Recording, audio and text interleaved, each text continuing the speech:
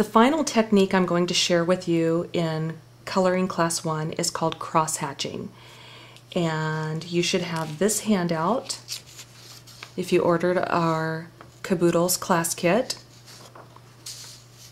And we will get started. Okay, I'm going to be using my YG 93, 95, and 97 for this. Now, one of the things I didn't talk about that I do want to mention is that depending on the color family you use, some color families are really much more difficult to use than others. So while you're practicing these exercises, you might want to pull out different color families and see how each one of the markers works with others.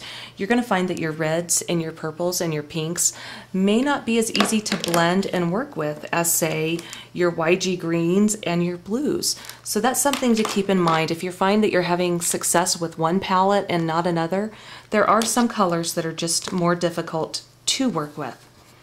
Now, it's very simple, and again, depending on the way that you use your marker and your pen, you can have, we're just going to do horizontal lines across our image. You can put as much air in between them as you want, or you can bring those as close together as you want. But one thing to notice is that depending on how you hold your marker is also going to depend on the width of your line. If you're doing a basket, maybe you want a nice, thick, rich line in there.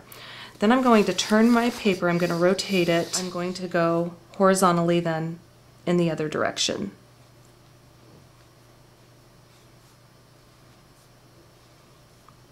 It's kind of just giving me this nice basket weave design.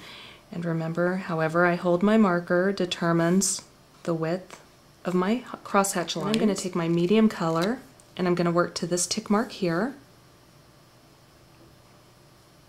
And I just kind of get that feathery edge towards the end there where I want it to blend. Doesn't have to be perfect. I don't worry about where I laid down my first lines. I just come in and start adding my next set.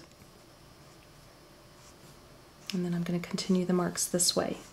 One thing I do for an image like this, I might go on the sides and start to leave a little more air there in the middle.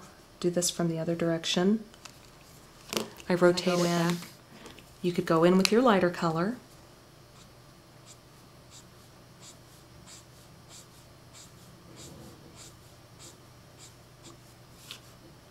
And then we're going to do our lines the other way. And then my darker color, I'm going to follow this tick line here. And maybe I want some really thin lines, so I'm going to hold my marker up, and the less pressure I put on it, the thinner my line will be.